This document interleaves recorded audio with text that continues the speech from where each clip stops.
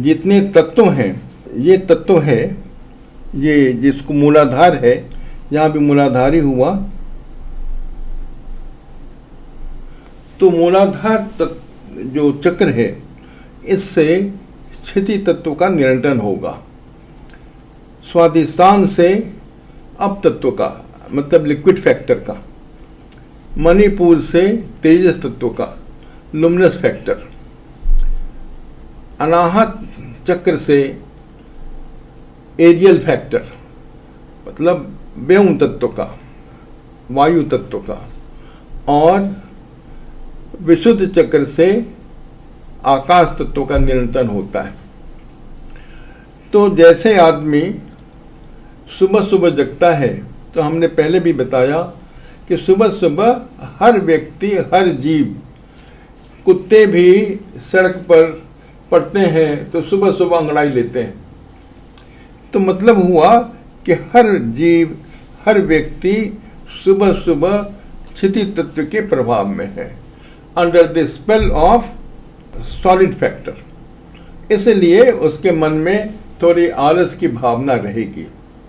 जैसे वो आलस की भावना से दूर उठता है, थोड़ा उठ जाता है, वैसे वो बाथरूम की तरफ भागता है।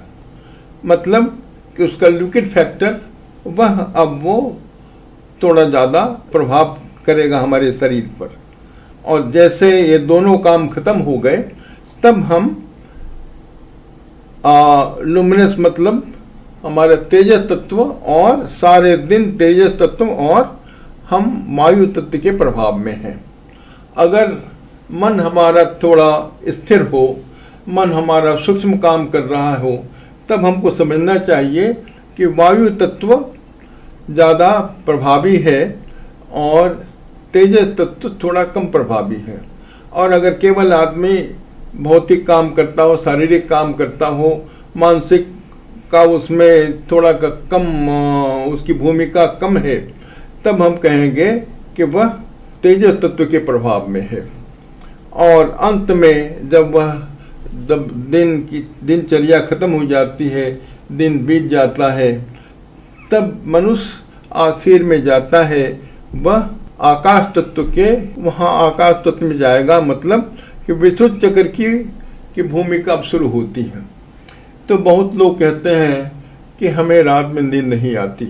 बहुत लोगों को नींद की तमाम गोलियां खानी पड़ती है। तो इसलिए खानी पड़ती हैं कि उनका विशुद्ध चक्र कमज़ोर है। और अगर हम विशुद्ध चक्र को ठीक करने के लिए किसी आसन का सहारा लें, तो बड़े आराम से आसन के सहारा के फलस्वरूप उनको बहुत आराम मिलेगा और बिना नींद की गोली के बड़े आराम से वो सोएंगे। छोटा सा आसन है जिसको हम मत्स्य मुद्रा कहते हैं। मत्स्य मुद्रा सीधा हमारे विशुद्ध चक्र से संबंधित है। विशुद्ध चक्र संबंधित होने के कारण इसका अभ्यास अगर हम करें तो कोई कारण नहीं कि हमें नींद नहीं आने की बीमारी हमें सताए। तो हमने स्वयं बहुत लोगों पर इसका प्रयोग किया है और देखा है कि उनके जीवन में बहुत बड़ा अंतर आया। तो अब देखिए कि जो तमाम परेशानियों से भी हमारी विमुक्ति होगी, मुक्ति होगी, उनसे हम निवृत्त होंगे। साथ साथ हमारा जीवन शांतमय होगा और सुखद होगा। इसके लिए अब आप सोच के देखिए, जो जितने लेसन्स हैं इनकी भूमिका कितनी आवश्यक है। अब हम देखते हैं कि जितने हमारे शरीर के अंदर चक्र हैं, जिनको हमने आपको बताया कि मूलाधार चक्र से लेकर के और ये सहस्त्रार चक्र तक, इनके अंदर तो अब तक हमने 2 अभ्यास किए।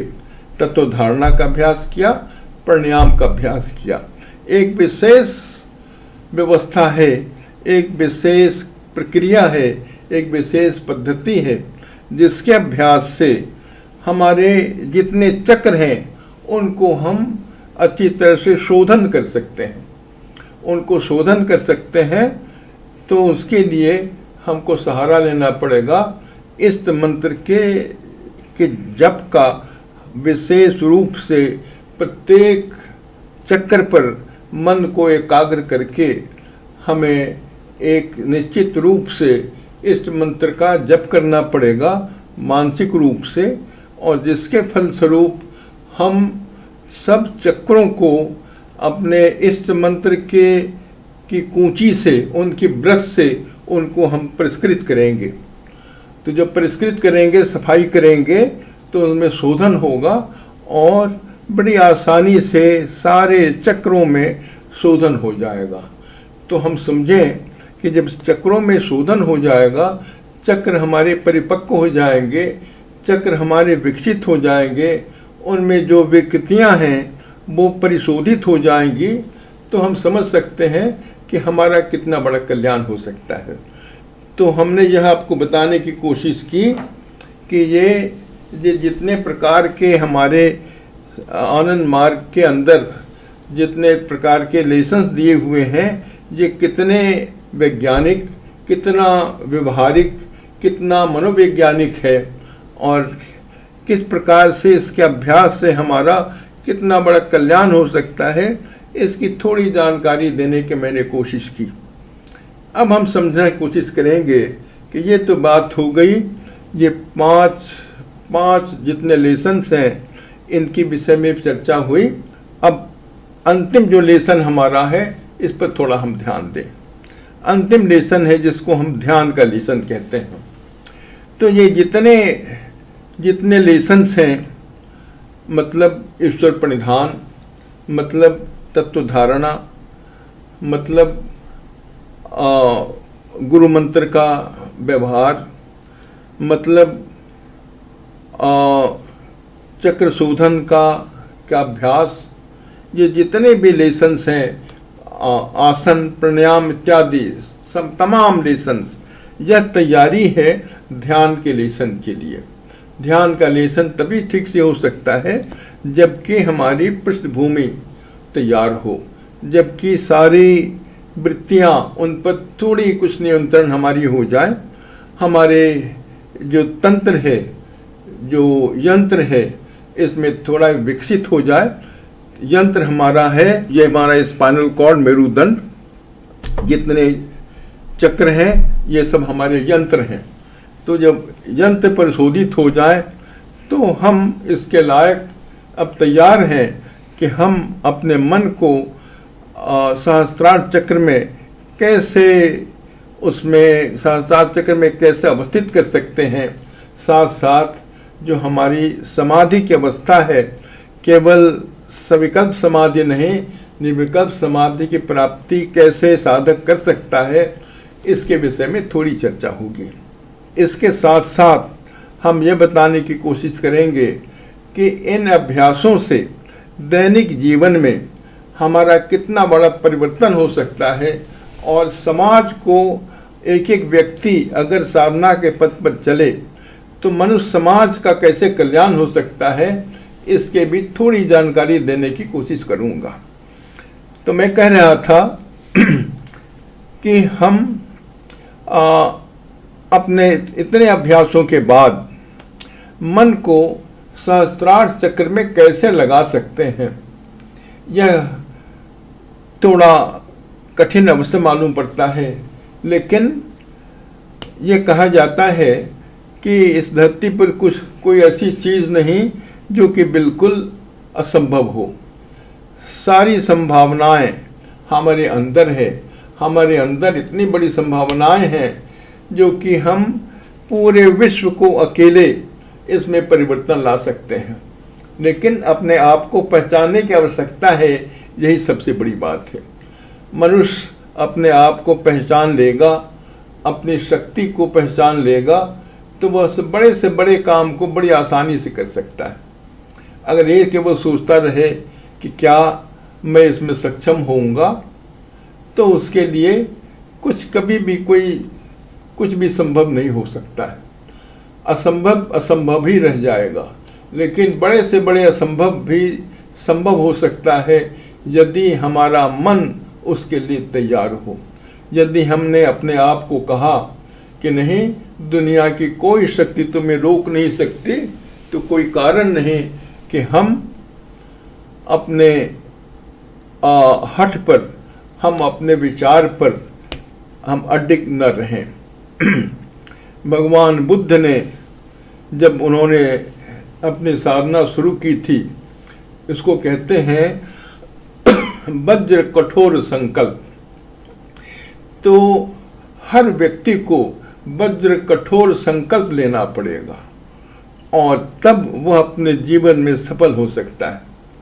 तो हमारा संकल्प क्या होगा? हमारा संकल्प होगा कि हम स्वयं भी अध्यात्म के पथ पर चलेंगे और दुनिया के हर लोगों को चलाने की कोशिश करेंगे। तो अब मैं बताऊंगा आपको कि ध्यान के अभ्यास से हमें क्या मिल सकता है। ध्यान का अभ्यास है, सबसे ऊपर का चक्र है जिसको हम सहस्त्रार चक्र कहते हैं। सहस्त्रार चक्र है ये जो हमारा सिर है, तो इसमें जो स्कल हमारा है, इसका जिसको हम कहेंगे जो हड्डी है हमारी, इसके ऊपर और ये जो हमारा चमड़ी है इसके नीचे, बिल्कुल सिर के बीच में एक अवस्थान है जहाँ पर अगर हम हाथ अगर लगावें तो आपसे आप वहाँ बिंदु पर आप हाथ चला जाएगा। सबसे सूक्ष्म बिंदु है, सबसे सेंसिटिव बिंदु है, हाथ इधर उधर नहीं जाकर के वहीं जाएगा, वह सहस्त्रार चक्र है। और ठीक जिसको हम ब्रह्म तालु कहते हैं, ठीक उस हड्डी के नीचे एक और चक्र है जिसको हम कहते हैं गुरु चक्र। गुरु चक्र की कल्पना तंत्र में है, कहीं कहीं है इसकी कल्पना इसका, लेकिन वास्तविक रूप में इसका अस्तित्व भी है। और जैसे कहा जाता है कि अलग अलग जितने चक्र हैं, इन चक्रों से वृत्तियों का नियंत्रण होता है। तो आज तक दर्शन शास्त्र, तंत्र शास्त्र हो या योग का शास्त्र हो, इन लोगों ने 50 वृत्तियों की बात कही है और 50 वृत्तियों का स्थान भी बताया।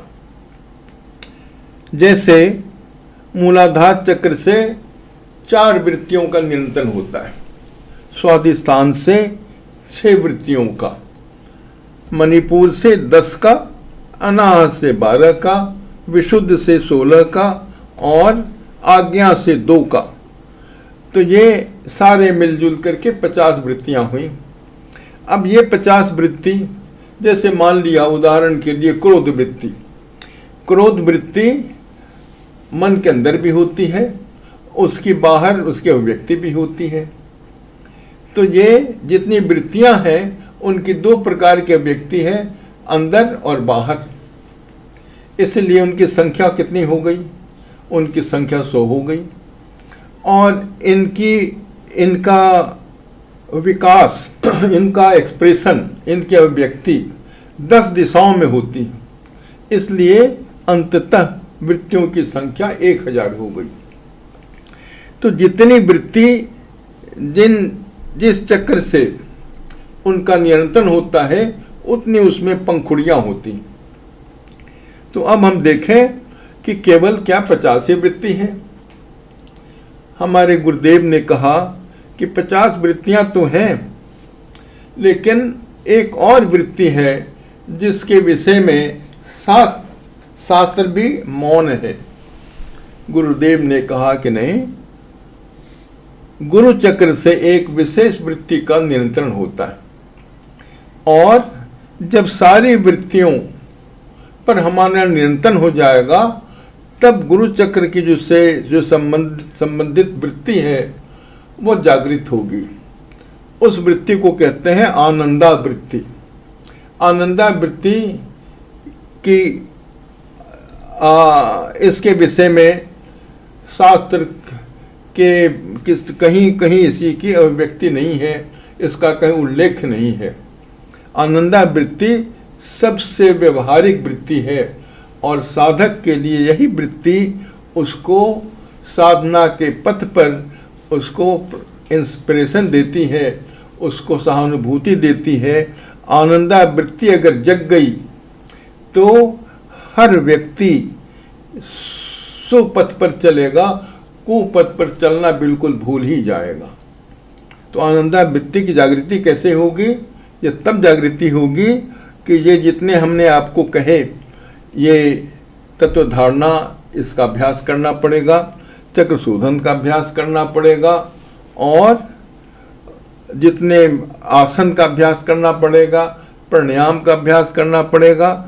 इनके अभ्यास के फलस्वरूप आनंदावृत्ति में जागृति आती है, और आनंदावृत्ति की जागृति के फलस्वरूप ही हमें आनंद की प्राप्ति होगी। यह प्राप्ति तब हो सकती है जब हम ध्यान का अभ्यास करते हैं, जब हमारा मन, हमारा मैंपन बिल्कुल उस महत मैंपन में मिल जाता है, तब उस अवस्था को हम प्राप्त करते हैं जिसको हम कह देंगे आनंदावस्था में हमारा मन रम गया। इसके लिए कि हमको क्या करना पड़ेगा? इसके लिए आचार्य के पास इसकी कला सीखनी पड़ेगी, उसका अभ्यास करना पड़ेगा, और अगर और जितने भी लेसन्स हैं उनका अभ्यास हमने अच्छी तरह से कर लिया है तो इस लेसन में ज़्यादा समय नहीं लगेगा। लेकिन इसके अभ्यास से ही हमारा मन परम शिव की अवस्था में मन पहुँचेगा, और अंततः हमारा मन अपने सहस्त्रार चक्र में वहाँ विलीन हो जाएगा, और उस विशेष साधक को समाधि, निर्विकल्प समाधि की प्राप्ति होगी। तो इसके अभ्यास के लिए हमें थोड़ा समय लगाना पड़ेगा, और ये कहा जाता है कि सहस्त्रार चक्र सारे एनर्जी, सारी ऊर्जा, सारी शक्ति का महास्रोत है।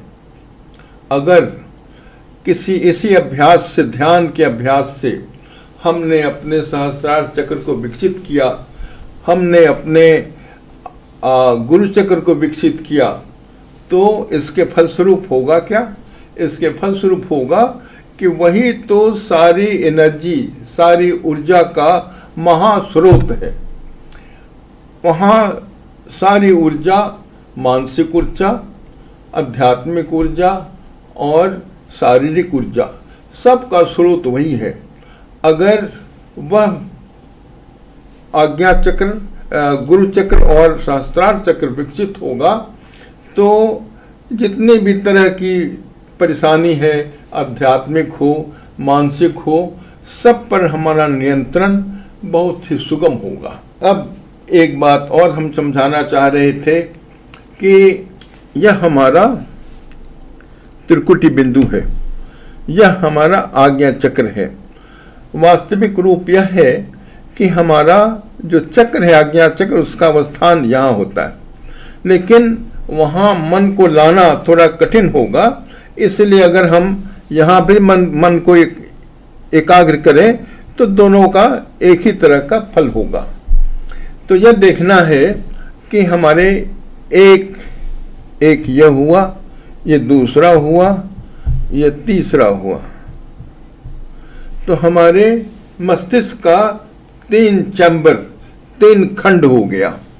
एक इसको हम कहेंगे चेतन मन, ये हो गया अर्धचेतन मन, और यह इसको हम कहेंगे अवचेतन मन या कारण मन। ये 3 मन हो गए। अब हम देखें कि हमारा जो आज्ञा चक्र है, यह आज्ञा चक्र हमारे इस मन को, जिसको चेतन मन हम कहते हैं, चेतन मन का नियंत्रक बिंदु है। चेतन मन का नियंत्रक बिंदु कौन सा हुआ? आज्ञा चक्र हुआ। नियंत्रक बिंदु है, यह इसको डायरेक्टली, मतलब प्रत्यक्ष रूप से उस पर नियंत्रण करता है, और अप्रत्यक्ष रूप से वह हमारे अर्धचेतन मन को भी नियंत्रित करता है, लेकिन इसका ज्यादा प्रभाव इस पर नहीं है। अर्धचेतन मन को नियंत्रक जो बिंदु है वह सहस्त्रार चक्र है। तो ध्यान के अभ्यास से हमारा सहस्त्रार चक्र विकसित होगा। सहस्त्रार चक्र के विकसित होने से हमारा जो सब कॉन्शियस है, मतलब अर्धचेतन मन, वह विकसित होगा। तो जब हम बातें कर रहे हैं, किसी विषय पर चर्चा हो रही है, तो हमारा चेतन मन उसमें क्रियाशील है। लेकिन चेतन मन के अंदर जितनी भावनाएं आई, जितने एक्सपीरियंसेस हुए, जो भी हमने समझा बूझा, सारी बात इकट्ठी होती हैं, वो स्टोर्ड हो जाती, इकट्ठी हो जाती हैं अर्धचेतन मन में। तो अगर किसी प्रक्रिया से हम अर्धचेतन मन से अपने ज्ञान को चेतन मन में वापस लाने में सक्षम हों, तो इसको हम कहेंगे यह क्रिया हुई स्मृति की। और विस्मृति, जिसको हम फॉरगेटिंग कहते हैं, अगर हम लाने में सक्षम नहीं हुए तो हम कहेंगे हम भूल गए। अगर मान लिया कि एक बच्चे ने केमिस्ट्री का एक विषय पढ़ा, या फिजिक्स का, भौतिक शास्त्र का एक विषय पढ़ा, सारी बातों को वो समझ गया, सारी बात उसको यादाश्त में है, उसकी स्मृति में है, तो तब वह क्या करेगा कि अर्धचेतन मन से सारी बातों को चेतन मन में लाएगा। तब वो कहेगा कि हाँ, ये चीज़ हमारे नॉलेज में है, हमारे ज्ञान में है, हमारी स्मृति में है। इसमें दो प्रक्रिया होती हैं, दो प्रक्रिया साथ साथ चलती हैं।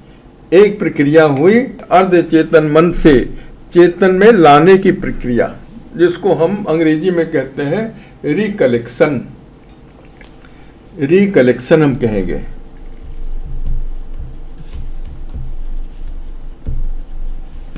और दूसरी प्रक्रिया हुई जबकि हम उसको ठीक ठीक पहचान पाते हैं, जिसको हम कहेंगे रिकॉग्निशन। तो अगर दोनों बातें हुई, हम उसको अर्धचेतन मन से चेतन मन में लाने में सक्षम हुए और उसको ठीक ठीक हमने पहचान लिया, रिकॉग्नाइज कर लिया, इसको हम कहेंगे स्मृति। और अगर इसमें हम सक्षम नहीं हुए तो इसको हम कहेंगे कि हम भूल गए, फॉरगेटिंग का केस हुआ, ये विस्मृति की केस हुई। तो जो ध्यान का अभ्यासी होगा उसके लिए यह प्रक्रिया बहुत ही सहज होगी। तो ध्यान के अभ्यास से उसका सहस्त्रार चक्र बहुत ही विकसित होगा और बड़े बड़े विषयों को वो बड़ी आसानी से उसको अपनी स्मृति में रख सकता है और सारी चीज़ें उसके नियंत्रण में होगी, वह उन चीज़ों के नियंत्रण में नहीं होगा। तो अपने मन को नियंत्रण करने के लिए सबसे बड़ी जो कला है वो ध्यान की कला है। तो ध्यान की कला के अभ्यास की कला में जो निपुण होगा वह उसकी स्मृति बहुत ही अच्छी होगी। तो यह एक विद्यार्थी के लिए, केवल विद्यार्थी के लिए नहीं, एक सफल, जिसको हम कहेंगे बिजनेसमैन के लिए, सफल बिजनेसमैन तभी होगा जबकि स्मृति बहुत अच्छी होगी। वो भूल ही जाएगा तो बिजनेस क्या करेगा, और भूल ही जाएगा तो विद्यार्थी क्या बनेगा। तो इन सारी बातों के लिए हम यह कह सकते हैं कि यह जो साधना की पद्धति हमारी है, जो इतना बड़ा एसेट हमारे पास है, इतनी बड़ी जो चीज़ आनंद मूर्ति जी ने, भगवान आनंद मूर्ति जी ने हम बच्चों के लिए जो दी है, वह आज के लिए नहीं, आने वाले पूरे भविष्य के लिए यह कारगर होगा। तो हम यह कहेंगे कि ये जितनी चीज़ें हैं, इनके अभ्यास से हम केवल अपना कल्याण नहीं करेंगे, हम पूरे जगत का कल्याण करने में सक्षम हो सकते हैं। तो जो साधना करेंगे, जो अध्यात्म के पथ पर चलेंगे, वह केवल अपने विषय में चिंता नहीं करेंगे। तब तो हम कहेंगे कि यह बहुत बड़ा स्वार्थी है। निस्वार्थ भाव से हम साधना के अभ्यास में अगर लगे रहें तो हमारा कल्याण तो अवश्यम भावी है, साथ साथ पूरे मनुष्य समाज का कल्याण, इसके अलावा दूसरा कोई पथ नहीं हो सकता। तो अध्यात्म का पथ यही है जो सबके लिए सुलभ हो, सबके लिए सार्थक हो और सबके लिए लाभकारी हो, सबके लिए कल्याणकारी हो। तो सबके लिए कल्याणकारी के पथ पर चल करके हम अपना कल्याण करेंगे, समाज का कल्याण करेंगे समाज के लिए बहुत बड़ी चीज़ हम कर सकते हैं अगर हम इन सारी चीज़ों का अवलंबन, इनका अभ्यास हम अपने पूरे निष्ठा भाव से कर सकें और अपने सारी चीज़ों को और अपने गुरु के चरणों में समर्पित कर दें। यही सबसे बड़ी बात होगी। तो गुरु के चरणों में सारी चीज़ों को समर्पित करने के लिए ये बहुत बड़ी कला है और जिससे कि परम पुरुष भी हम पर प्रसन्न होंगे। परम पुरुष का आशीष, उनका आशीर्वाद हमें हर क्षण हर पल मिलेगा, हमें भी मिलेगा, हर जीव को मिलेगा, पूरे समाज को मिलेगा, सबका कल्याण होगा। इसी के लिए, इसी हित के लिए, इसी कल्याण के भाव से आनंद मूर्ति जी का जन्म इस धरती पर हुआ और वो बड़े सुविधा से अपने इस धरती पर आए और हम सभी बच्चों का उन्होंने कल्याण कर दिया।